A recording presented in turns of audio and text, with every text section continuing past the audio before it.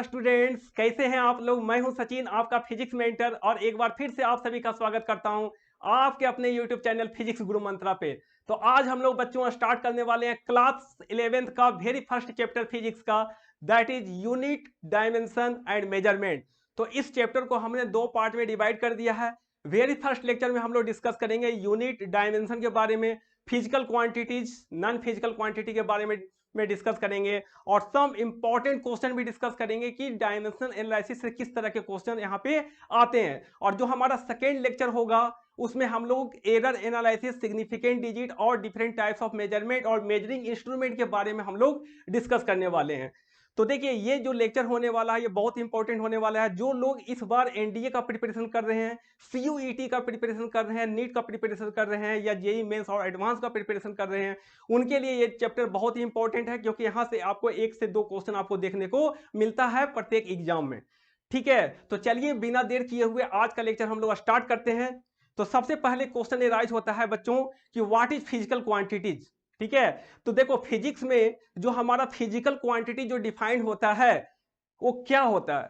तो basically physical quantities are those physical quantities which we can measure. ठीक है, तो फिजिक्स में फिजिकल क्वांटिटी उसी को हम लोग बोलेंगे बच्चों जिसे हम लोग मेजर कर सकते हैं, है ना। और जिसे हम लोग मेजर नहीं कर सकते हैं उसको हम लोग फिजिकल क्वांटिटी के कैटेगरी में यहाँ पे नहीं रखेंगे, तो उसे हम लोग क्या बोलेंगे, नॉन फिजिकल क्वांटिटीज। तो एक बार ओवरव्यू देख लेते हैं, what are the definition of physical quantities. देखिए जैसा आपको दिख रहा होगा, physical quantities are those quantities which we can measure, जिसको हम लोग क्या कर सकते हैं बच्चों, मेजर कर सकते हैं, जिसे हम लोग क्या कर सकते हैं, मेजर कर सकते हैं। ठीक है, जैसे for example mass, distance, speed, time, electric current. ठीक है, ये सब क्या है, फिजिकल क्वांटिटी है। जैसे आप मास को बोलते हो, ठीक है, तो मास को हम लोग मेजर कर सकते हैं, चाहे आप ग्राम में करो, चाहे आप किलोग्राम में करो, है ना, चाहे आप उसको पाउंड में भी कर सकते हो। तो इस तरह से हम लोग मास को हम लोग क्या कर सकते हैं, मेजर कर सकते हैं। ठीक है, उसके बाद देखिए आपका डिस्टेंस है, डिस्टेंस है, तो डिस्टेंस को भी आप मेजर कर सकते हो मीटर में, किलोमीटर में, सेंटीमीटर में, है ना। तो इस तरह से आपको मेजर कर सकते हो, इसलिए हम लोग इसको क्या बोलते हैं, फिजिकल क्वांटिटीज बोलते हैं। तो उसी तरह से जैसे आपका स्पीड है, तो स्पीड को भी आप मेजर कर सकते हो किलोमीटर पर आवर में, है ना, मीटर पर सेकेंड में। तो इस तरह से आप मेजर कर सकते हो, तो ये भी क्या है, एक फिजिकल क्वांटिटी है। ठीक है, इसी तरह से different types of physical quantity यहाँ पर जो आपका है, जैसे आपका टाइम हो गया। ठीक है, टाइम को आप मेजर कर सकते हो सेकेंड में, है ना। इलेक्ट्रिक करंट हो गया जिसको आप मेजर करते हो, है ना, एम्पियर में। उसी तरह से आपका एक्सेलरेशन हो गया, वेलोसिटी हो गया, फोर्स हो गया, and there are so many physical quantity, वो हजारों की संख्या में फिजिकल क्वांटिटी होते हैं जिसको आप क्या कर सकते हो, मेजर कर सकते हो। ठीक है, तो फिजिकल क्वांटिटी बेसिकली क्या होता है बच्चों, जिसको आप लोग मेजर कर सकते हैं, है ना, जिसे हम लोग क्या कर सकते हैं, मेजर कर सकते हैं, उसको हम लोग क्या बोलते हैं, फिजिकल क्वांटिटीज बोलते हैं। क्लियर है बात। ठीक है, अब आती है बात नॉन फिजिकल क्वांटिटी की, है ना। तो non physical quantity are those physical quantities which we can not measure, है ना, जिसको हम लोग क्या कर सकते हैं, मेजर नहीं कर सकते हैं। जैसे सम अब्स्ट्रैक्ट नाउन की बात करें, जैसे आपका इमोशंस हो गया, ठीक है, सैडनेस हो गया, हैप्पीनेस हो गया, क्या इसे आप मेजर कर सकते हो। अगर आपसे पूछा जाए कि आप कितने खुश हो, है ना, या बोला जाएगा कि आप कितने इमोशनल हो, तो आप उसका जवाब क्या होगा। आप कभी ऐसा बोल सकते हो क्या कि मैं 10 मीटर इमोशनल इमोशनल हूं, या 10 केजी इमोशनल हूं, है ना, या इस तरह से आप कभी भी डिफाइन नहीं कर सकते हो। ठीक है, तो जो भी इमोशंस होते हैं, जो भी हमारा फीलिंग्स होता है, वो सारे क्या है, नॉन फिजिकल क्वांटिटी के कैटेगरी में रखा गया है, जिसको आप मेजर नहीं कर सकते हो। क्लियर बात। तो ये है आपका फिजिकल क्वांटिटी और नॉन फिजिकल क्वांटिटी, इसके बारे में आपको आई थिंक क्लियर हो गया होगा। फिजिकल क्वांटिटी वो क्वांटिटी होता है जिसे आप हम लोग मेजर कर सकते हैं, और नॉन फिजिकल क्वांटिटी वो क्वांटिटी होता है जिसे हम लोग मेजर नहीं कर सकते हैं। आइए फिर आगे देखते हैं कि इसमें क्या है। सबसे पहले अगर हम लोग बात करें तो अगर आप किसी भी फिजिकल क्वांटिटी को मेजर करोगे तो उसके लिए एक स्टैंडर्ड रेफरेंस चाहिए। क्या चाहिए बच्चों? स्टैंडर्ड रेफरेंस चाहिए। तो उस स्टैंडर्ड रेफरेंस को बोला गया क्या? यूनिट बोला गया। क्या बोला गया? यूनिट बोला गया। Hence, to measure any physical quantity we required a reference and this reference is called unit, है ना। सो डिफरेंट कंट्रीज था पूरे यूनिवर्स में लोग बात करें तो डिफरेंट कंट्री है, तो डिफरेंट कंट्रीज के अपने एक लोकल यूनिट सिस्टम था, है ना। सबका कंट्री जैसे आपका ब्रिटेन हो गया, चाहे यूएस हो गया, चाहे इंडिया हो गया, चाहे हर जगह पर, चाहे जापान हो गया, चाइना हो गया, तो डिफरेंट कंट्रीज में क्या था? उनका ओन यूनिट सिस्टम था, ठीक है। लेकिन अब बात आती है कि अगर हम लोग एक इंटरनेशनल मार्केट की बात करें, ठीक है, तो एक ऐसे यूनिट को डिफाइन करना पड़ेगा जहां पर वो यूनिट पूरे यूनिवर्स में हर जगह पर एक्सेप्टेबल हो, है ना। और वो यूनिट को डिफाइन करने के लिए एक इंटरनेशनल सिस्टम ऑफ यूनिट आया जो कि हर जगह पर एक्सेप्टेबल है ना। तो चलिए यहां पर अगर हम लोग बात करें to measure the physical quantity we need unit, ठीक है।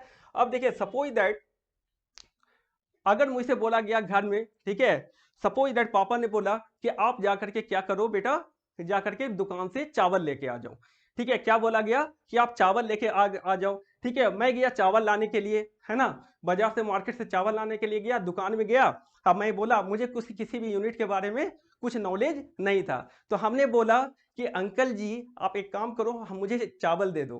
क्या दे दो? चावल दे दो। तो उन्होंने बोला कि बेटा कितना चावल चाहिए?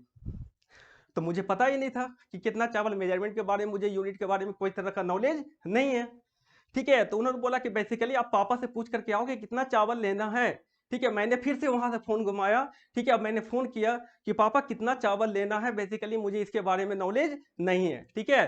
तो बोला कि बेटा 5 kg चावल ले लो, ठीक है। क्या ले लो? 5 kg चावल ले लो। तो बच्चों यहाँ पर अगर हम लोग देखें, अगर मैंने बोला कि 5 kg चावल दे दो, ठीक है, मैंने पापा से पूछ करके बता दिया कि 5 kg चावल मुझे चाहिए। अब देखिए अगर मैं 5 kg में बात करूं बच्चों, तो इसमें दो चीजें आ रही है।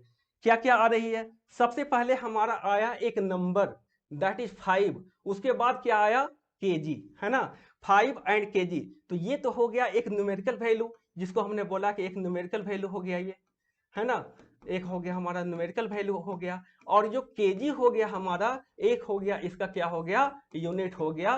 तब बेसिकली जो शॉपकीपर है हमारा, जो दुकानदार है, वो समझ पाएगा कि इसे 5 kg चावल या 5 kg चावल चाहिए। तो किसी भी क्वांटिटी को मेजर करने के लिए एक तो यूनिट चाहिए, और उस यूनिट के साथ एसोसिएटेड उसका क्या चाहिए? न्यूमेरिकल वैल्यू चाहिए, ठीक है। तो अगर मैं ऐसा बोल देता कि केजी चावल दो, तो वाट केजी, कितना केजी चावल चाहिए, तो बेसिकली उसको डिफाइन करने के लिए एक न्यूमेरिकल वैल्यू भी चाहिए। क्लियर बात। उसी तरह से अगर सपोज दैट यहां पर आपको दिख रहा होगा किसी भी पर्सन का, अगर हम लोग लेंथ को की बात करें कि कितना इसका हाइट है ना। जैसे मैं बोलूं कि मेरी हाइट कितनी है, तो आप कैसे बोलोगे? ठीक है, कैसे बोलोगे? अगर आप बोलोगे बोलोगे कि आपकी हाइट मान लो कि 2 सेंटीमीटर, या फिर अगर हम लोग बोलेंगे कि 2 मीटर, है ना, तो क्या बोलोगे? तो बेसिकली जो generally height of the person है वो किसे मेजर किया जाता है बच्चों? वो फीट के फॉर्म में मेजर किया जा सकता है, ठीक है। तो जैसे मान लो इसका हाइट अगर हम लोग देखें, ये पर्सन का, ठीक है, तो इसका हाइट क्या लग रहा है? काफी लंबा दिख रहा होगा, ठीक है। तो इसका हाइट लगभग मैं मान लेता हूं कि कितना है, दैट इज 6 फीट है, ठीक है। कितना है? 6 फीट है। तो अगेन इसमें दो चीज आया, एक तो आया एक नंबर, है ना, दैट इज 6, और फिर आया उसका यूनिट, दैट इज फीट, है ना। तो इसका क्या हो गया? यूनिट हो गया, ठीक है।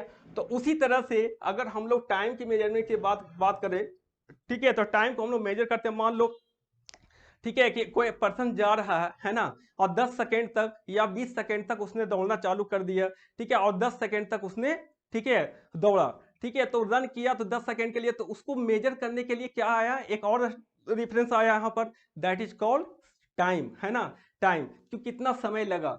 तो अगर हम लोग मान लो सपोज ऐसा लिखता हूं मैं 15 सेकेंड, क्या लिखते हैं? 15 सेकेंड। सपोज दैट किसी वर्क को करने में मान लो 15 सेकेंड लगा, ठीक है। तो यहां पर भी दो चीज आया, एक आया क्या? नंबर, और दूसरा आया क्या? उसका यूनिट, है ना। एक आया नंबर और दूसरा क्या आया? उसका यूनिट आया, ठीक है। तो अब आपको क्लियर हो गया होगा कि किसी भी चीज को मेजर करने के लिए एक तो चाहिए उसका यूनिट और दूसरा चाहिए कितना, मतलब क्वांटिटी, है ना। तो उसको बोलते हैं हम लोग क्या, नंबर। इसका मतलब किसी भी क्वांटिटी को मेजर करने के लिए क्या चाहिए, number and unit, that is an और यू। ठीक है, एन क्या है उसका न्यूमेरिकल वैल्यू और यू क्या है उसका यूनिट है। ठीक है जी, चलिए फिर आगे बढ़ते हैं हम लोग। ठीक है, सो इट इज एन, अब अगर हम लोग बात करें यूनिट की, है ना, तो यूनिट क्या होता है अभी मैंने बता दिया आपको। It is an standard reference to measure the physical quantity. क्या है बच्चों, एक स्टैंडर्ड रेफरेंस है किसी भी फिजिकल क्वांटिटी को मेजर करने के लिए। क्या है, एक स्टैंडर्ड रेफरेंस लिया गया है जिसको हम लोग क्या बोलते हैं, यूनिट बोलते हैं।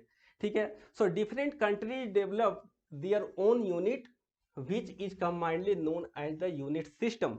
तो डिफरेंट डिफरेंट कंट्री अपना यूनिट सिस्टम को डिफाइन किया, अपने अपने ओन कंट्री में अपने लोकल यूनिट को डिफाइन किया, और these unit are combinedly known as unit system. ठीक है, जैसे वेरी फर्स्ट यूनिट सिस्टम हमारा है FPS। ठीक है, क्या है बच्चों, FPS।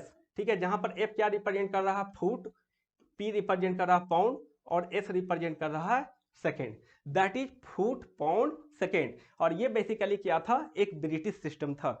तो इस ब्रिटिश सिस्टम में यूज किया जाता था foot pound second, that is FPS system. ठीक है, उसके बाद अगर जो हम सेकेंड यूनिट सिस्टम की बात करें तो सेकेंड यूनिट सिस्टम हमारा क्या है, दैट इज CGS। क्या है, CGS। और ये बेसिकली क्या था, यूरोपियन सिस्टम था। क्या था, यूरोपियन सिस्टम था। यूरोप में ये यूनिट सिस्टम को यूज किया जाता था। तो यहां पर CGS जो हमारा है, C stand for centimetre, G stand for gram and S stand for second, that is CGS, centimetre gram and second. ठीक है, उसके बाद थर्ड हम लोग आते हैं, थर्ड यूनिट सिस्टम हमारा है दैट इज MKS। ठीक है, तो MKS मतलब हो गया मीटर, किलोग्राम और सेकेंड। और ये बेसिकली क्या था, US सिस्टम था। इसको US में यूज किया जाता था उसमें यूनिट सिस्टम में। ठीक है, उसके बाद नेक्स्ट जो हमारा है, जो इंटरनेशनली एक्सेप्ट किया गया, that is SI, that is system international. ठीक है, तो ये पूरा यूनिवर्सली हर जगह पर एक्सेप्ट किया जाता है। ठीक है, क्लियर बात। ये सारी चीजें हैं जो कि यूनिट सिस्टम के अंदर में हैं। ये चारों हमारा इंपॉर्टेंट यूनिट सिस्टम है। ठीक है, अब देखिए आगे हम लोग आते हैं। अब आती है फिजिकल क्वांटिटी का क्लासिफिकेशन, है ना। तो फिजिकल क्वांटिटी बच्चों बेसिकली तीन पार्ट में कैटेगराइज किया गया है, उसको तीन पार्ट में डिवाइड किया गया है। The very first part is called fundamental physical quantity. क्या बोलते हैं बच्चों, फंडामेंटल फिजिकल क्वांटिटी बोला जाता है। उसके बाद जो सेकेंड क्लासिफिकेशन है कॉल्ड डिराइव्ड फिजिकल क्वांटिटी, और जो थर्ड और लास्ट जो क्लासिफिकेशन है कॉल्ड सप्लीमेंट्री फिजिकल क्वांटिटी। तो तीन तरह का फिजिकल क्वांटिटी यहां पर डिफाइन किया गया है। पहला क्या है, फंडामेंटल फिजिकल क्वांटिटी, सेकंड क्या है, डिराइव्ड फिजिकल क्वांटिटी, और थर्ड क्या है, सप्लीमेंट्री फिजिकल क्वांटिटी। अब बात आती है फंडामेंटल फिजिकल क्वांटिटी की। तो फंडामेंटल फिजिकल क्वांटिटी बच्चों वो फिजिकल क्वांटिटी है जो खुद में इंडिपेंडेंट है, उसे किसी भी अदर फिजिकल क्वांटिटी का रिक्वायरमेंट नहीं है उसको डिफाइन करने के लिए। तो वैसे फंडामेंटल फिजिकल क्वांटिटी को हम लोग जो डिफाइन करते हैं उसको उस कैटेगरी में रखा गया है ना। ये क्या है, so fundamental physical quantities are the independent physical quantity. जैसे फॉर एग्जांपल अगर हम बोले मास, ठीक है, तो मास क्या है, खुद में इंडिपेंडेंट है, इसको कोई अदर फिजिकल क्वांटिटी की रिक्वायरमेंट नहीं है। उसी प्रकार अगर हम लोग बोले कि लेंथ, ठीक है, लेंथ जैसे मीटर में बोलो या किलोमीटर में बोलो, है ना, तो लेंथ ये भी क्या है, एक फंडामेंटल फिजिकल क्वांटिटी है। टाइम को अगर हम लोग सेकेंड में बोले तो ये भी क्या है, एक फंडामेंटल फिजिकल क्वांटिटी है। तो इसी तरह से टोटल 7 फंडामेंटल फिजिकल क्वांटिटी को डिफाइन किया गया, क्योंकि दुनिया भर के साइंटिस्ट ने देखा कि प्रॉब्लम क्या था कि there are so many physical quantity, हजारों हजार फिजिकल क्वांटिटी थे, और यूनिट हमारे पास में क्या था, लिमिटेड था। क्या था, यूनिट क्या था, लिमिटेड था। फिर उन्होंने ऑब्जर्व किया कि बहुत सारे फिजिकल क्वांटिटी तो किसी भी पार्टिकुलर फिजिकल क्वांटिटी पे डिपेंड कर रहा है ना। जैसे अगर हम लोग बोले कि स्पीड, है ना, तो स्पीड को कैसे लिखते हैं हम लोग, उसका यूनिट क्या होता है बच्चों, मीटर पर सेकेंड। स्पीड क्या होता है, डिस्टेंस अपॉन टाइम, और डिस्टेंस को हम लोग मेजर करते हैं मीटर में, ऐसा अगर सिस्टम में अगर हम लोग बात करें, और टाइम को सेकेंड में, सो मीटर पर सेकेंड। स्पीड इक्वल टू क्या हो गया, उसका यूनिट मीटर पर सेकेंड। तो मीटर भी क्या है, एक फंडामेंटल है, फंडामेंटल फिजिकल क्वांटिटी है हमारा, ठीक है। और सेकेंड ये भी क्या है, हमारा फंडामेंटल फिजिकल क्वांटिटी है। तो ये क्या है, स्पीड जो एक ड्राइव फिजिकल क्वांटिटी है, जो डिपेंड कर रहा है किस पे, मीटर और सेकेंड, मतलब दो फंडामेंटल फिजिकल क्वांटिटी पे डिपेंड कर रहा है। तो उसको हम लोग क्या बोलते हैं, ड्राइव फिजिकल क्वांटिटी बोला जाता है।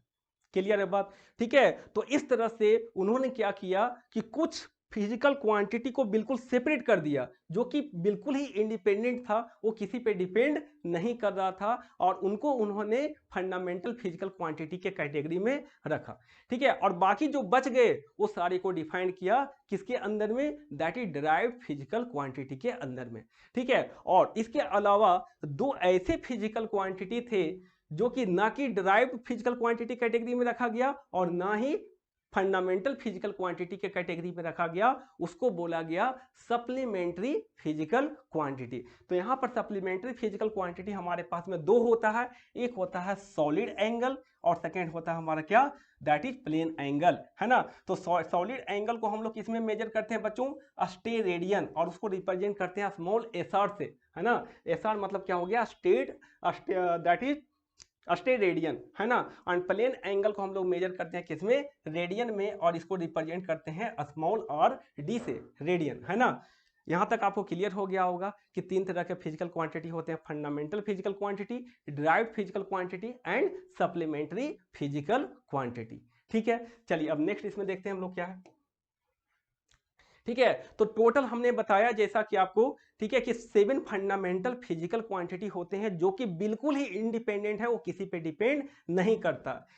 अब देखिए कौन कौन सा फंडामेंटल फिजिकल क्वांटिटी होता है, यहां पे मास, क्या होता है बच्चों, mass, length, time, temperature, amount of substance, electric current और ल्यूमिनस इंटेंसिटी, ये 7 क्या होते हैं, फंडामेंटल फिजिकल क्वांटिटी होते हैं जो किसी दूसरे पे डिपेंड नहीं करते हैं। अब आता है इसका जो ऐसा यूनिट होगा, मास का केजी, है ना, लेंथ का मीटर, टाइम का सेकेंड, ठीक है, टेम्परेचर का केल्विन, अमाउंट ऑफ सब्सटेंस का मोल, इलेक्ट्रिक करंट का एम्पियर और ल्यूमिनस इंटेंसिटी का कैंडेला।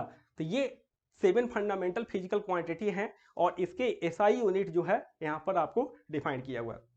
अगर मैं इसके सिंबल की बात करूं, केजी को हम लोग इस तरह से लिखते हैं केजी, मीटर को स्मॉल एम से रिप्रेजेंट करते हैं, सेकेंड को स्मॉल एस से रिप्रेजेंट करते हैं, ठीक है। टेम्परेचर जिसका ऐसा यूनिट केल्विन होता है उसको के से रिप्रेजेंट करते हैं, स्मॉल के से, ठीक है। मोल को हम लोग रिप्रेजेंट करते हैं एम ओ एल, है ना, स्मॉल में।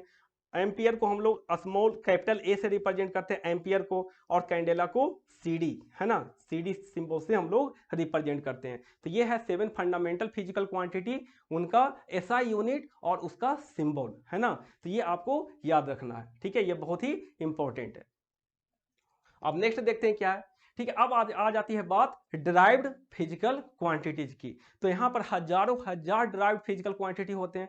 तो सम ऑफ द फिजिकल क्वांटिटी, जो डिराइव्ड फिजिकल क्वांटिटी है उसका अगर हम एग्जांपल लें, ठीक है, तो आपको मैं बता देता हूँ कुछ इंपॉर्टेंट जो हमारे डिराइव्ड फिजिकल क्वांटिटी है, और वो कैसे फंडामेंटल फिजिकल क्वांटिटी पे डिपेंड कर रहे हैं, ठीक है, इसे भी हम लोग यहाँ पर देख लेते हैं। सपोज दैट फॉर एग्जाम्पल अगर हम डिराइव्ड फिजिकल क्वांटिटी की बात करें, सबसे पहले मैं ले लिया स्पीड, मान लो सबसे सिंपल, है ना। तो स्पीड, स्पीड इक्वल टू क्या होता है बच्चों, डिस्टेंस अपॉन टाइम। क्या होता है, speed equal to distance upon time होता है, ठीक है। अब देखिए यहाँ पर डिस्टेंस को हम लोग देखें तो डिस्टेंस को किसे मेजर करते हैं, डिस्टेंस को सब सारा हम एसआई सिस्टम में यहाँ पर हम लोग आपको डिफाइन कर रहे हैं, ठीक है। तो डिस्टेंस को मेजर करते हैं किसमें, मीटर में, और टाइम को मेजर करते हैं किसमें, टाइम को मेजर करते हैं हम लोग किसमें, सेकंड में, मीटर पर सेकंड।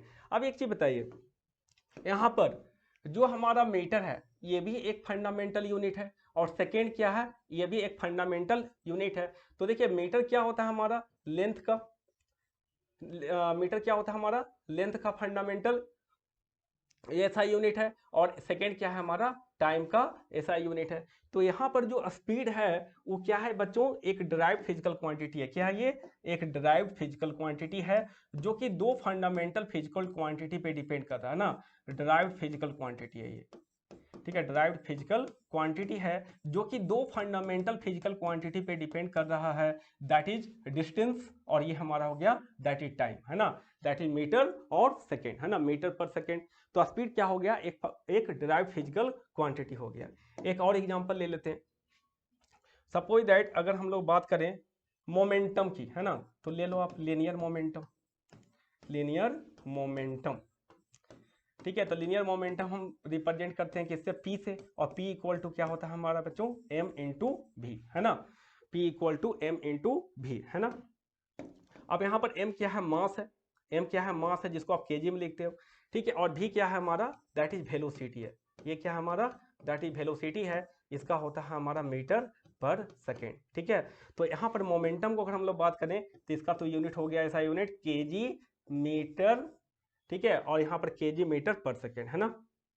तो ये हमारा हो गया, हमारा इसका जो ऐसा यूनिट हो गया केजी मीटर पर सेकेंड। अब यहाँ पर देखिए जो लीनियर मोमेंटम है ये किन किन फंडामेंटल फिजिकल क्वांटिटी पे डिपेंड कर रहा है, एक तो केजी पे डिपेंड कर रहा है, केजी मतलब मास पे डिपेंड कर रहा है, ठीक है, मीटर मतलब लेंथ पे डिपेंड कर रहा है, और सेकेंड मतलब टाइम पे डिपेंड कर रहा है। मतलब ये हुआ कि जो लीनियर मोमेंटम है एक डिराइव्ड फिजिकल क्वांटिटी है जो कि तीन फंडामेंटल फिजिकल क्वांटिटी पे डिपेंड कर रहा है। किस पे डिपेंड कर रहा है, ये आपका डिराइव्ड फिजिकल क्वांटिटी हो गया, ये भी एक डिराइव्ड फिजिकल क्वांटिटी हो गया जो कि डिपेंड कर रहा है किस पे डिपेंड कर रहा है बच्चों, ये डिपेंड कर रहा है मास पे, ये डिपेंड कर रहा है लेंथ पे, और ये डिपेंड कर रहा है टाइम पे, और जो कि ये तीनों क्या हैं, फंडामेंटल फिजिकल क्वांटिटी हैं, है ना। तो जितने भी डिराइव्ड फिजिकल क्वांटिटी होते हैं वो फंडामेंटल फिजिकल क्वांटिटी पे डिपेंड करते हैं। क्लियर हो गया, ठीक है। अब नेक्स्ट जो हमारा आ जाता है that is supplementary physical quantity, जो कि बिल्कुल ये दोनों से अलग है, ठीक है, जिसको हमने किसी क्या बोला था, दैट इज प्लेन एंगल और सॉलिड एंगल। प्लेन एंगल को हम लोग किसे मेजर करते हैं, दैट इज रेडियन में, और सॉलिड एंगल को मेजर करते हैं स्टे रेडियन में, ठीक है।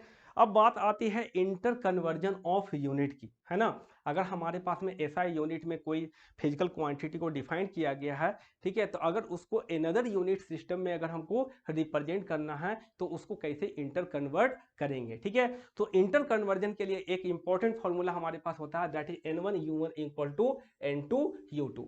N1 क्या है बच्चों, numerical value in the first unit जिसमें आपको दिया हुआ रहेगा, U1 क्या है, जो आपका फर्स्ट यूनिट सिस्टम है, ठीक है, और N2 क्या है, जिस यूनिट सिस्टम में आपको कन्वर्ट करना है उसका न्यूमेरिकल वैल्यू, और U2 क्या है, सेकेंड यूनिट सिस्टम है, that is N1U1 equal to N2U2। Clear है बात, ठीक है। जैसे फॉर एग्जांपल अगर मुझे कन्वर्ट करना है SI system to CGS system, suppose that मुझे कन्वर्ट करना है SI system to CGS system, तो एसआई सिस्टम में हमने लिया 1 न्यूटन, क्या ले लिया, 1 न्यूटन ले लिया, 1 न्यूटन। और बेसिकली जो न्यूटन होता है बच्चों ये किसका एसआई यूनिट होता है, ये होता है एसआई यूनिट ऑफ फोर्स, है ना। तो फोर्स का जो एसआई यूनिट होता है, फोर्स का जो हमारा एसआई यूनिट होता है ये क्या होता है, न्यूटन। फोर्स का एसआई यूनिट क्या होता है, न्यूटन होता है। अब अगर मुझे इसे सीजीएस यूनिट में कन्वर्ट करना है तो कैसे करेंगे, तो आप देखो यहाँ पर सबसे पहले मैं फोर्स का डेफिनेशन की बात करूं तो फोर्स का जो हमारा होता है फ्रॉम न्यूटन सेकेंड लॉ से दिया गया F equal to that is m into A, क्या दे दिया गया, m इंटू ए। तो यहाँ पर m क्या है, मास है, और a क्या है, एक्सेलरेशन है ना। तो अब यहाँ पर देखो मास को किस में लिखोगे, मास को लिखेंगे हम लोग किस में, दैट इज केजी में, है ना, केजी में, और इनटू एक्सेलरेशन को किस में लिखोगे, मीटर और पर सेकेंड स्क्वायर, मीटर पर सेकेंड स्क्वायर। तो बेसिकली जो एक्सेलरेशन होता है बच्चों, एक्सेलरेशन जो होता है ये क्या होता है, rate of change of velocity होता है, that is dv by dt, rate of change of velocity होता है। और वेलोसिटी क्या होता है, मीटर पर सेकेंड, वेलोसिटी होता है हमारा मीटर पर सेकेंड, और एक और सेकेंड नीचे आ जाएगा तो क्या हो जाएगा, मीटर पर सेकेंड स्क्वायर। तो जो एक्सेलरेशन का एसआई यूनिट है ये होता है मीटर पर सेकेंड स्क्वायर होता है, ठीक है। अब यहाँ पर देखिए मास का हो गया केजी, ए का एक्सेलरेशन का हो गया मीटर पर सेकेंड स्क्वायर, तो यहाँ से हमारा आ गया that is KG metre, KG into metre upon पर सेकेंड स्क्वायर। ठीक है, अब देखिए इसे सीजीएस यूनिट में मुझे कन्वर्ट करना है, तो सीजीएस यूनिट में केजी को हम किस में लिखते हैं बच्चों, केजी को लिखते हैं ग्राम में। तो आपको पता होगा कि 1 किलोग्राम जो होता है ये क्या होता है, इक्वल टू 1000 ग्राम। ठीक है, मुझे कन्वर्ट करना था किसको, 1 न्यूटन का। न्यूमेरिकल वैल्यू कितना है, 1 न्यूटन है। ठीक है, तो यहाँ पर देखो 1 केजी इक्वल टू कितना हो जाएगा हमारा, 1000 ग्राम हो जाएगा, 1000 ग्राम हो गया। ठीक है, अब देखिए मीटर को किस में चेंज करना पड़ेगा, किसमें, दैट इज सेंटीमीटर में करना पड़ेगा। देखो यहाँ पर सेंटीमीटर में करना पड़ेगा, तो सेंटीमीटर में करना पड़ेगा, तो 1 मीटर इक्वल टू कितना होता है, 100 सेंटीमीटर होता है। तो मीटर को भी मैंने चेंज कर लिया किसमें, 100 सेंटीमीटर में। और एक चीज कॉमन चीजें क्या है बच्चों, एसआई यूनिट और सीजीएस यूनिट में, यहाँ पर भी टाइम का जो यूनिट होता है वो सेकेंड होता है, एसआई सिस्टम में भी टाइम का यूनिट क्या होता है, सेकेंड होता है। तो ये तो चेंज नहीं होगा, तो ये तो रह गया हमारा क्या, दैट इज 1, ये हमारा सेकेंड स्क्वायर।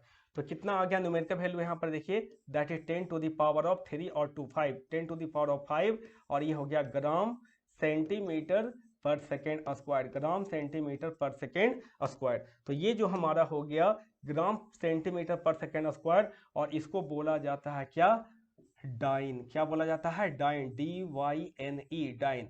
तो डाइन क्या है, basically CGS unit of force होता है, सीजीएस यूनिट ऑफ फोर्स होता है। तो यहाँ पर कितना आ गया बच्चों, 1 newton is equal to, numerical value कितना आया, 10 to the power of 5, 10 to the power of 5 और इनटू डाइन, है ना। तो 1 newton equal to 10 to the power of 5 dyne हो गया। ठीक है, अब यहाँ पर देखिए ये क्या था हमारा, ये था हमारा N1, ये क्या था न्यूटन, एसआई सिस्टम में U1 था, ये क्या हो गया, N2 हो गया, और ये क्या हो गया, U2 हो गया।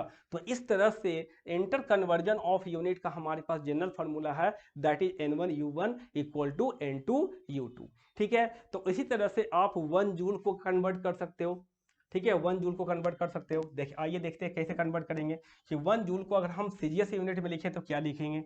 ठीक है, अब देखिए यहाँ पर हमारे पास फॉर्मूला होता है W इक्वल टू क्या होता है, F डॉट S, है ना, फोर्स और डिस्प्लेसमेंट का डॉट प्रोडक्ट होता है। अब देखो फोर्स को हम लोग किस में लिखा, मैंने 1 न्यूटन में लिखा, 1 न्यूटन, और N2, और S डिस्प्लेसमेंट को किस में लिखोगे, दैट इज 1 मीटर में लिखोगे बच्चों। ठीक है, तो 1 न्यूटन को अभी हम लोग कन्वर्ट कर चुके हैं, कितना डाइन होता है बच्चों, 10 to the power of 5 dyne होता है, ये सीजीएस यूनिट में कन्वर्ट हो गया। और 1 मीटर को आपको सेंटीमीटर में कन्वर्ट करना पड़ेगा, तो 1 metre is equivalent to 100 centimetre. तो यहाँ पर न्यूमेरिकल वैल्यू जो जनरेट हुआ वो कितना हुआ है, that is 10 to the power of 7, और ये आ गया हमारा डाइन, और ये आ गया सेंटीमीटर। और यहाँ पर डाइन और सेंटीमीटर को अगर आप देखोगे तो इसको कंबाइंडली बोला जाता है अर्ग। क्या बोला जाता है, अर्ग बोला जाता है। ठीक है, सो अर्ग is basically the CGS unit of work, है ना, ये क्या होता है, सीजीएस यूनिट होता है, किसका, सीजीएस यूनिट ऑफ वर्क।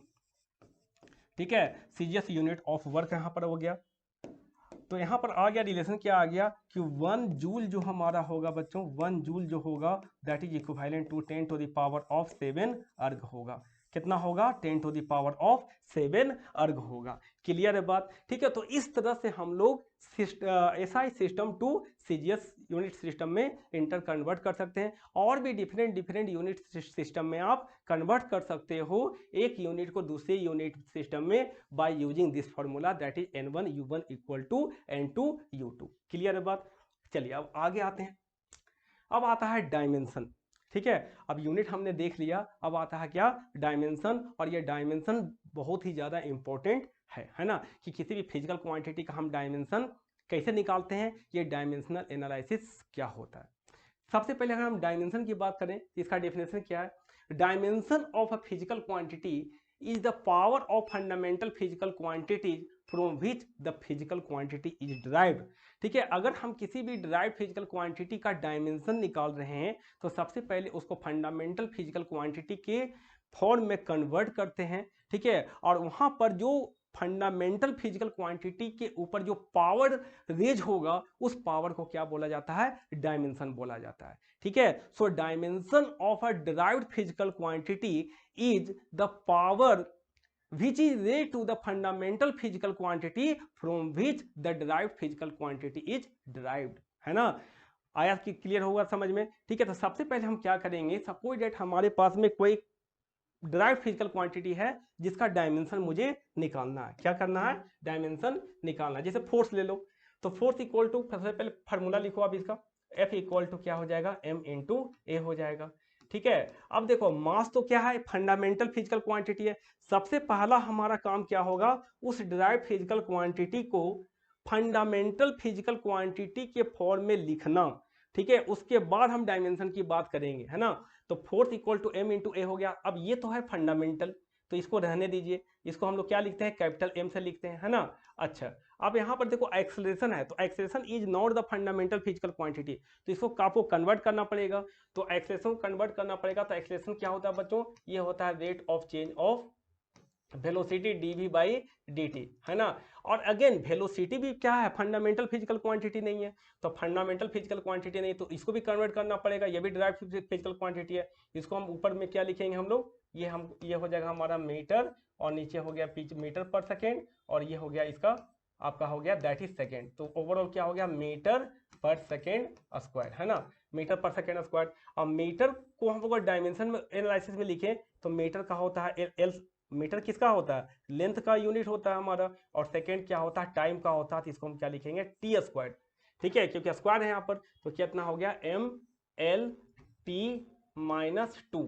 ठीक है, तो जो फोर्स का डायमेंशन निकला बच्चों, वो कितना निकला, फोर्स का जो डायमेंशन निकला वो निकला that is M L T minus two. क्या निकला, M L T minus two. ठीक है, तो इस तरह से हमने क्या किया कि फोर्स का डायमेंशन निकाला। सबसे पहले फोर्स का फार्मूला लिखे, और इस फोर्स के फार्मूले में उसको हम रिप्रेजेंट किए किसमें, फंडामेंटल फिजिकल क्वांटिटी के टर्म में। और यहाँ पर जो फंडामेंटल फिजिकल क्वांटिटी के टर्म में इसको एक्सप्रेस किया, उसके पावर को देखिए, मास पर m का पावर क्या हो गया 1, लेंथ का भी पावर क्या हो गया 1, और t का पावर हो गया -2। तो ये सारे पावर को बोलते हैं हम लोग क्या, डायमेंशन। क्या बोलते हैं बच्चों, इसको बोला जाता है डायमेंशन। तो किसी भी डिराइव्ड फिजिकल क्वांटिटी का अगर आपको डायमेंशन निकालना है, उसका फार्मूला लिखो, उसका फार्मूला लिखने के बाद उसको फंडामेंटल फिजिकल क्वांटिटी के टर्म में कन्वर्ट करो, और फिर देखो कि उस पर पावर कितना आ रहा फंडामेंटल फिजिकल क्वांटिटी पे, उसी पावर को हम लोग क्या बोलते हैं, डायमेंशन बोलते हैं।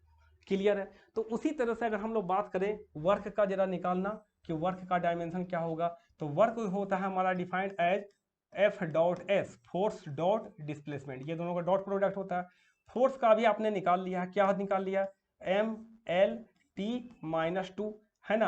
अच्छा, और एस क्या है बच्चों, एस है हमारा डिस्प्लेसमेंट, और डिस्प्लेसमेंट क्या होता है, एक लेंथ होता है, उसको आप एल लिखो। तो कितना हो गया ये, M L square T minus two. तो ये आ गया आपका डायमेंशन ऑफ क्या, वर्क। ठीक है, और आपको एक चीज मैं बता दूं, ठीक है, वर्क, एनर्जी, टॉर्क, है ना, ये सबका क्या होता है, डायमेंशन सेम होता है। तो आप कहीं पर नोट कर लीजिए कि जो डायमेंशनल फार्मूला वर्क का होगा, वही डायमेंशनल फार्मूला क्या होगा, एनर्जी का होगा, वही डायमेंशनल फार्मूला टॉर्क का होगा। ठीक है, ये तीनों फिजिकल क्वांटिटी का डायमेंशन फार्मूला क्या होता है, सेम होता है। क्या, that is work, energy and torque. ये डायमेंशन फार्मूला कितना होगा, M L square T minus two हो जाएगा। ठीक है, क्लियर बात। अब आती है बात, नीचे देखिए आपको एक नोट दिख रहा होगा, the derived physical quantity are differ from each other by the power which is rate to the fundamental physical quantity. अब देखिए डिराइव्ड फिजिकल क्वांटिटी तो बहुत सारे हैं, तो उन डिराइव्ड फिजिकल क्वांटिटी को आपस में सेग्रीगेट कैसे करेंगे, आपस में उसको डिफ्रेंशिएट कैसे करेंगे। सो बेसिकली जितने भी जो आपका डिराइव्ड फिजिकल क्वांटिटी हैं, उनके डायमेंशन के बेसिस पे उसको डिफर किया गया है, कि जिसका डायमेंशनल फार्मूला अलग होगा वो अलग डिराइव्ड फिजिकल क्वांटिटी को रिप्रेजेंट करेगा। So different derived physical quantities are differ from each other from dimensional formula. ठीक है, जिसका डायमेंशनल फार्मूला सेम होगा, मतलब वो सेम फिजिकल क्वांटिटी को रिप्रेजेंट कर रहा है। क्लियर बात। तो इस तरह से हम लोग डिराइव फिजिकल क्वांटिटी को इस तरह से डिफाइन कर सकते हैं। So derive physical quantities are differ from each other by the power which is rate to the fundamental physical quantity, और जो पावर रेज किया जाता है उसको हम लोग क्या बोलते हैं, डायमेंशन बोलते हैं। ठीक है, so different derived physical quantity are differ from each other by the dimensional formula, है ना, डायमेंशनल फार्मूला उनका क्या होगा, अलग अलग होगा, ठीक है। अब आता है प्रिंसिपल ऑफ होमोजेनिटी, और ये एक इंपॉर्टेंट कॉन्सेप्ट है। तो प्रिंसिपल ऑफ होमोजेनिटी क्या बोलता है बच्चों, कि आप केवल उसी फिजिकल क्वांटिटी को आपस में ऐड कर सकते हो या आपस में सब्सट्रैक्ट कर सकते हो जिसका डायमेंशनल फार्मूला क्या होगा, सेम होगा। जैसे अगर हम लोग बात करें, मास को मास में हम लोग ऐड कर सकते हैं, लेंथ को लेंथ के साथ ऐड कर सकते हैं। उसी तरह से आप बोल सकते हो कि टाइम को टाइम के साथ में कर सकते हैं, ठीक है। So only those physical quantities can be added और subtracted which are having the same dimensional formula. ऐसा नहीं होगा कि मान लो सपोज दैट स्पीड में मैंने डिस्टेंस को ऐड कर दिया या मास में हमने क्या लेंथ को ऐड कर दिया, कोई मीनिंग नहीं है। अगर हम बोले 10 केजी और प्लस 10 मीटर कितना होगा, क्या मीनिंगलेस है, क्योंकि 10 केजी में, केजी क्या है, हमारा मास का, है ना, यूनिट है। उसी तरह से आपका अगर 10 मीटर की बात करें तो लेंथ का यूनिट है, तो लेंथ और मास को कैसे ऐड करोगे। So only those physical quantity can be added और subtracted which are having the same dimensional formula, है ना, और सेम यूनिट। चलो, तो यहाँ पर जैसे हम लोग बात करते हैं, जैसे हमने लिया, ठीक है, इक्वेशन ऑफ मोशन ले लिया, तो आपको पता होगा, सब लोग जानते हैं v इक्वल टू क्या होता है, u प्लस ए टी, है ना। ये भी हमारा क्या है, हमारा that is equation of motion, है ना।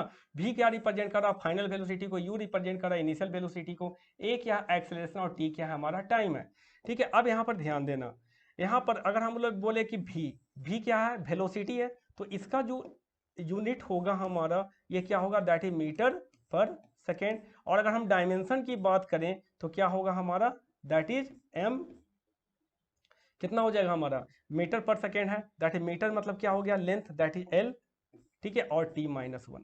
इसका मतलब ये हो गया, और ये क्या है, इनिशियल वेलोसिटी। अब फाइनल रहे चाहे इनिशियल रहे, है तो वेलोसिटी, तो इसका भी यूनिट क्या होगा, मीटर पर सेकेंड, और इसका भी डायमेंशन क्या होगा, एल टी माइनस 1, ठीक है। तो अब यहाँ पर देखो, जो 80 होगा इसका ओवरऑल जो डायमेंशन होगा उस किसके बराबर होगा, वो वेलोसिटी के डायमेंशन के बराबर होगा। मतलब इसका डायमेंशन, इसका डायमेंशन और इसका डायमेंशन, ये तीनों का डायमेंशन क्या होना चाहिए, सेम होना चाहिए, तभी ये इक्वेशन वैलिड होगा। क्लियर है। अब देखो 80 में, देखो अब निकाल के दिखा रहा हूँ, 80 क्या होता है हमारा, मीटर पर सेकेंड स्क्वायर, और इंटू टी का क्या हो गया, सेकेंड हो गया, तो एक सेकेंड यहाँ से कैंसिल आउट हो गया, ये हो गया मीटर पर सेकेंड, मीटर पर सेकेंड मतलब क्या हो गया, एल टी माइनस 1। इसका मतलब ये तीनों फिजिकल क्वांटिटी का डायमेंशनल फार्मूला क्या है, सेम है, तभी वो इक्वेशन वैलिड होगा, ठीक है। अब चलिए नेक्स्ट, अब देख लीजिए, देखिए यहाँ पर क्या है, वी स्क्वायर, वी स्क्वायर का क्या होगा बच्चों, देखो वी का क्या है, एल टी माइनस 1, इसको स्क्वायर कर दूं तो एल स्क्वायर टी माइनस 2। अब यहाँ पर यू स्क्वायर का भी क्या हो जाएगा, यू स्क्वायर का भी हो जाएगा एल स्क्वायर टी माइनस 2, ठीक है। अब इसका देख लो जरा, प्योर नंबर का कोई भी यूनिट और डायमेंशन नहीं होता, तो ये क्या हो गया, एक प्योर नंबर हो गया। तो pure number having no unit और डायमेंशन, है ना, इसको नोट कर लेना, pure number having no unit and dimension. अब आ गई बात इसकी, ठीक है, pure unit having no unit and dimension, है ना, प्योर नंबर। तो यहाँ पर ए क्या, एक्सेलरेशन, एक्सेलरेशन का क्या होता है बच्चों, देखिए यहाँ पर मीटर पर सेकेंड स्क्वायर और इनटू, और ए एस क्या हो गया हमारा, दैट इज एस क्या होगा, डिस्प्लेसमेंट, डिस्प्लेसमेंट मतलब क्या हो गया हमारा, दैट इज मीटर। तो कितना आ गया हमारा, दैट इज मीटर स्क्वायर, और नीचे आ गया पर सेकेंड स्क्वायर, तो ओवरऑल क्या हो गया, that is L square T minus 2, ठीक है। तो इसका भी एल स्क्वायर टी माइनस 2, इसका भी एल स्क्वायर टी माइनस 2, और इसका भी L square T minus 2 satisfy हो रहा है, ठीक है। उसी तरह से आप थर्ड इक्वेशन ऑफ मोशन ले लो, S equal to U T plus half A T square. S किसको रिप्रेजेंट कर रहा है, डिस्प्लेसमेंट को, तो इसका क्या होगा, डायमेंशन फार्मूला लेंथ एल होगा। अब देखो जरा यूटी को देखो, ये भी क्या रिप्रेजेंट कर रहा होगा, डिस्प्लेसमेंट को ही रिप्रेजेंट कर रहा होगा। एक ये न्यूमेरिकल वैल्यू है, प्योर नंबर, इसका कोई यूनिट और डायमेंशन होगा नहीं, ठीक है। तो यहाँ पर क्या होगा, यहाँ पर देखो u का क्या होगा हमारा, दैट इज l अपॉन क्या हो जाएगा t, और t, और यहाँ पर टाइम है तो t, t कैंसिल, क्या आ गया इसका, दैट इज l आ गया, क्या आ गया, l आ गया। अब यहाँ पर देखो 80 स्क्वायर है, a को क्या लिखते हैं, मीटर पर सेकेंड स्क्वायर में लिखते हैं, ठीक है, और इंटू टी स्क्वायर होता है यहाँ पर इसका, तो क्या हो जाएगा यहाँ पर, देखो मीटर को l, और नीचे में हो गया हमारा क्या, दैट इज टी स्क्वायर, और ये टी स्क्वायर, ये दोनों यहाँ से कैंसिल आउट हो जाएगा, क्या हो गया हमारा, लेंथ हो गया। ठीक है, तो यहां से ये 3 एग्जांपल से आपको क्लियर हो गया होगा कि को पूरे फिजिक्स में वही इक्वेशन वैलिड होगा जिसमें जो कि प्रिंसिपल ऑफ होमोजेनिटी को फॉलो कर रहा है, जो कि बोलता है कि only same kind of physical quantity can be added और सब्सट्रैक्टेड। क्लियर बात? ठीक है, तो इस तरह से आपको एनालाइज करना है। अब आती है बात rules to find the dimension of a physical quantity, है ना। कुछ सम इंपॉर्टेंट स्पेसिफिक रूल होते हैं, ठीक है, जिसको आपको याद रखना है। उसके बेसिस पे हम किसी भी फिजिकल क्वांटिटी का डायमेंशन निकाल सकते हैं। सबसे पहली बात, रूल नंबर 1, प्योर नंबर, अभी जैसे जैसे मैंने बता रहा था, ठीक है, कि pure number having no unit and dimension, है ना। So pure number are dimensionless, pure number का कोई डायमेंशन नहीं होता है। अच्छा बच्चों, यहाँ पर अगर प्योर नंबर का कोई डायमेंशन नहीं होता, जैसे फॉर एग्जाम्पल मैंने ले लिया 25, 100, 1/2, है ना, इसका कोई यूनिट और डायमेंशन नहीं होगा। नो यूनिट एंड डायमेंशन, ठीक है, नो यूनिट एंड डायमेंशन, तो प्योर नंबर का कोई यूनिट एंड डायमेंशन नहीं होता। ठीक है, तो अगर किसी का यूनिट और डायमेंशन नहीं होता है तो क्या आप इसको ऐसा लिख सकते हो, ठीक है, m का पावर 0, l का पावर 0 और t का पावर 0, ऐसा लिख सकते हो कि ना तो मास पे डिपेंड कर रहा, ना तो लेंथ पे डिपेंड कर रहा, ना तो t पे डिपेंड कर रहा। ठीक है, और any number two the power of 0 क्या होता है 1, तो ये भी 1, ये भी 1 और ये भी 1, क्या हो गया 1 हो गया। तो अगर किसी भी प्योर नंबर का जैसे यहाँ पर क्या होता है, कोई यूनिट और डायमेंशन नहीं होता, तो जिसका यूनिट और डायमेंशन नहीं होता है उसके बदले आप क्या करो, 1 से रिप्लेस कर दो। क्या करो, 1 से रिप्लेस करो। तो अगर हम बोले बताओ 25 का डायमेंशन क्या होगा, इसका कोई डायमेंशन नहीं होता, तो नहीं होता तो ठीक है, ना तो मास पे डिपेंड कर रहा, ना तो लेंथ पे डिपेंड कर रहा, ना तो टी पे डिपेंड कर रहा, तो हम क्या लिखेंगे 1। ठीक है, तो जिसका डायमेंशन नहीं होगा उसके उसके बदले क्या लिखो, सिंपली 1 लिखो। ठीक है, और ये आगे फायदा होगा जब हम लोग किसी भी कॉम्प्लेक्स फिजिकल क्वांटिटी का हम लोग डायमेंशनल फार्मूला निकालेंगे। क्लियर बात? अब देखो यहाँ पर आपको फर्स्ट रूल आपको क्लियर हो गया कि pure number having no unit and dimension. अब सेकेंड रूल क्या बोलता है कि any function and their argument are dimensionless, और ये बहुत ही इंपॉर्टेंट है, इसको आप वेरी वेरी इंपॉर्टेंट कर लो, सबसे इंपॉर्टेंट रूल। ठीक है, rule number 2, that is any function and their argument are dimensionless. कोई भी फंक्शन हो और उसका आर्गुमेंट हो, वो क्या होता है, डायमेंशन लेस होता है। जैसे फॉर एग्जांपल यहाँ पर देखिए मैंने एक लॉगरिथमिक फंक्शन लिया है, y रिप्रेजेंट कर रहा है डिस्प्लेसमेंट को, तो y equal to log at plus bt square, जहां पर a और b क्या है, एक कांस्टेंट है, t रिप्रेजेंट कर रहा है टाइम को, y रिप्रेजेंट कर रहा है डिस्प्लेसमेंट को।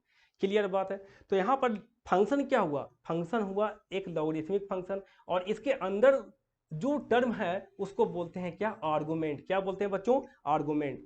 तो इसका overall dimension at plus bt square का डायमेंशन नहीं होगा, मतलब हम लोग बोल सकते हैं कि जो at है इसका भी डायमेंशन नहीं होगा, तो 1 से रिप्लेस कर देंगे, जिसका डायमेंशन नहीं होगा उसको 1 से रिप्लेस करो, तो यहाँ से हमारा bt स्क्वायर हो गया, इसका भी कोई डायमेंशन नहीं होगा, तो इसको भी किससे रिप्रेजेंट करो, 1 से रिप्लेस करो।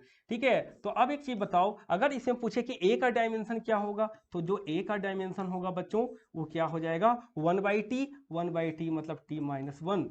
ठीक है, और यहाँ पर अगर पूछे कि b का डायमेंशन क्या होगा, b का डायमेंशन क्या होगा, तो जो b का डायमेंशन होगा 1/t स्क्वायर, 1/t स्क्वायर मतलब t माइनस 2, क्या होगा, t माइनस 2। तो इस तरह से आप क्या कर सकते हो, इस रूल को फॉलो करके आप किसी भी कांस्टेंट का डायमेंशन निकाल सकते हो, क्योंकि मुझे पता है कि ये क्या है, एक आर्गुमेंट है, लॉगरिथमिक फंक्शन का आर्गुमेंट है, इसका क्या होगा, डायमेंशन नहीं होगा, मतलब at का डायमेंशन कुछ नहीं तो 1, bt स्क्वायर का डायमेंशन कुछ नहीं तो 1, रिप्लेस करो और a और b का सिंपली आप डायमेंशन निकाल सकते हो।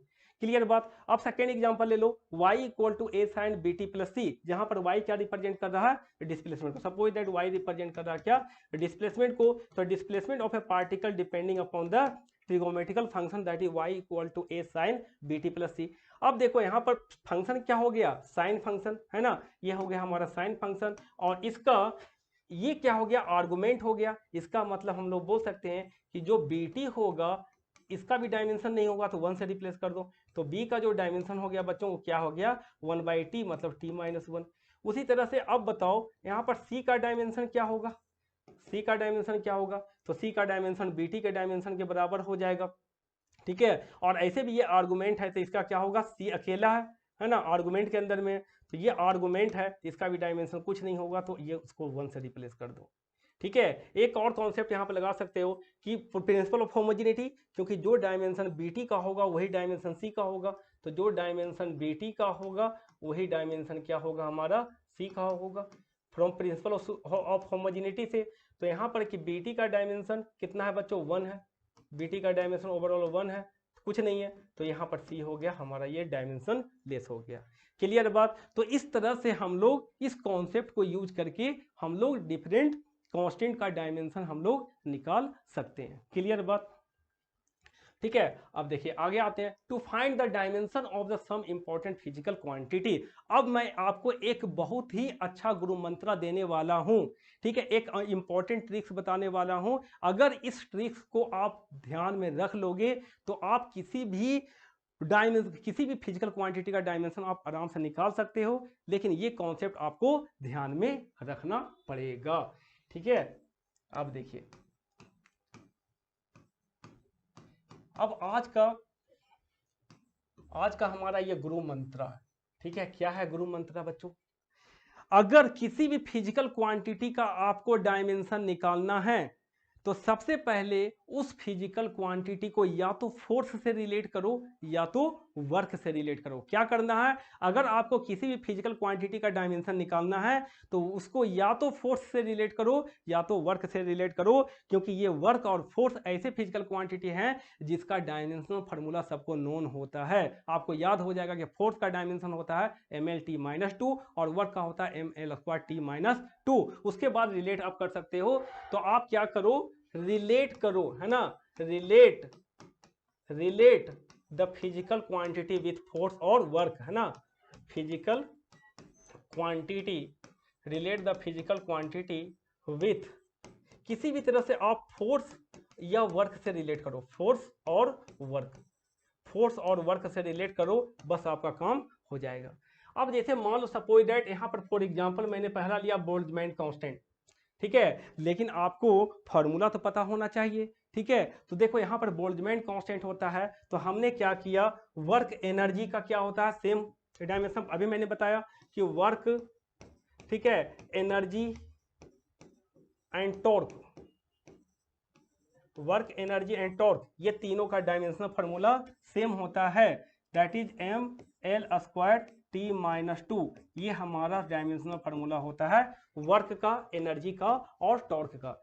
ठीक है, अब देखो बोल्ट्जमैन कांस्टेंट का मुझे डायमेंशनल फार्मूला अगर निकालना है तो मैंने आपको एक गुरु मंत्र बताया, क्या बताया बच्चों, कि उस फिजिकल क्वांटिटी को आपको रिलेट करना पड़ेगा, किससे रिलेट करना पड़ेगा, या तो आप फोर्स से रिलेट करो या तो वर्क से रिलेट करो। ठीक है, तो सबसे पहले इस कॉन्सेप्ट को यूज करके हमने क्या किया कि इस बोल्ट्जमैन कांस्टेंट को हमने रिलेट करने की कोशिश की, है ना।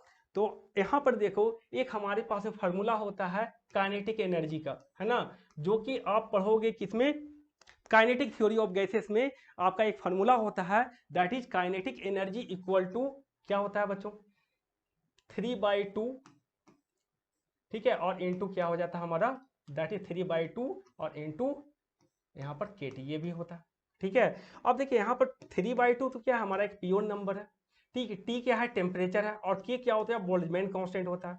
अब देखो काइनेटिक एनर्जी है तो ये एनर्जी ही, इसका मतलब इसका जो डायमेंशन होगा वो एनर्जी, वर्क और टॉर्क का सेम होता है, दैट इज ml²t-2।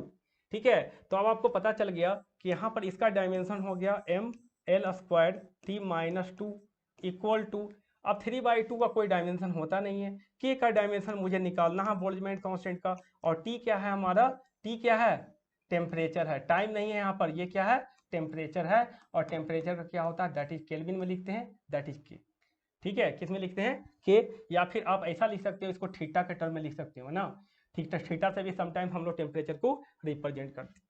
ठीक है, तो आप ऐसे लिखो, यहाँ पर केल्विन हो गया हमारा, ये क्या हो गया हमारा, केल्विन हो गया टेम्परेचर।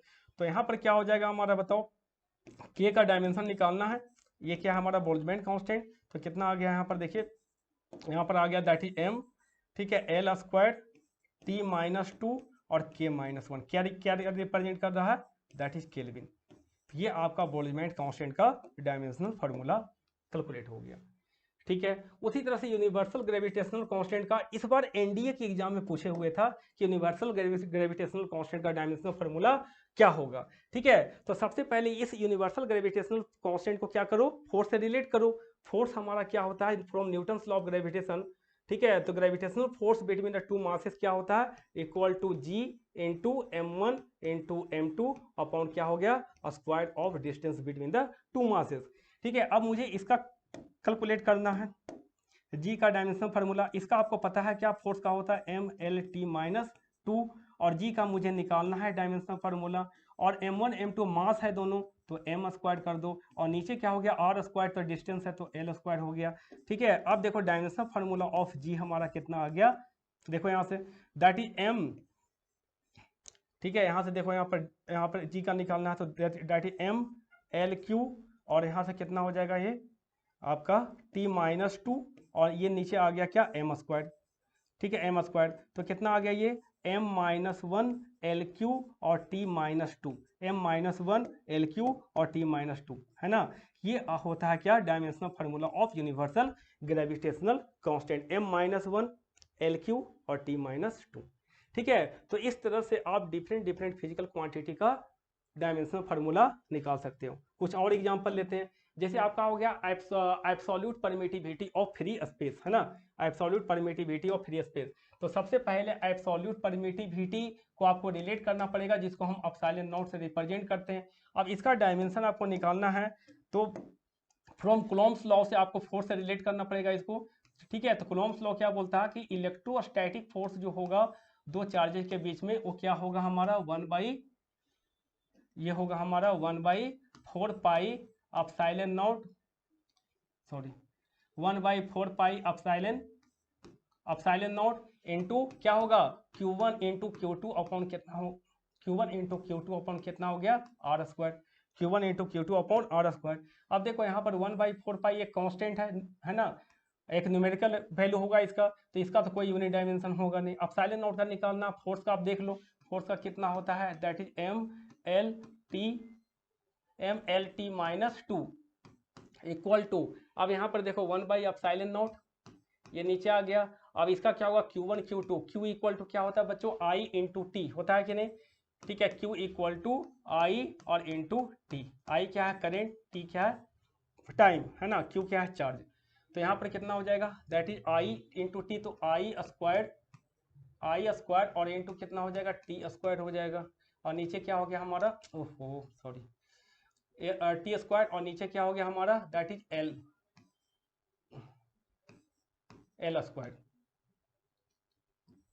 स्क्वायर हो गया। ठीक है, अब एप्सिलॉन नॉट के यहाँ से निकाल लो, तो एप्सिलॉन नॉट का कितना हो जाएगा हमारा, that is M L Q T minus two. ठीक है, यहाँ से पहले 1/एप्सिलॉन नॉट का निकाल लेते हैं, है ना, तो कितना हो जाएगा इतना, और डिवाइड बाय नीचे कितना हो गया, दैट इज आई स्क्वायर और टी स्क्वायर, इतना हो गया। ठीक है, अब देखो यहाँ पर एप्सिलॉन नॉट का कितना हो जाएगा, एप्सिलॉन नॉट का अगर देखोगे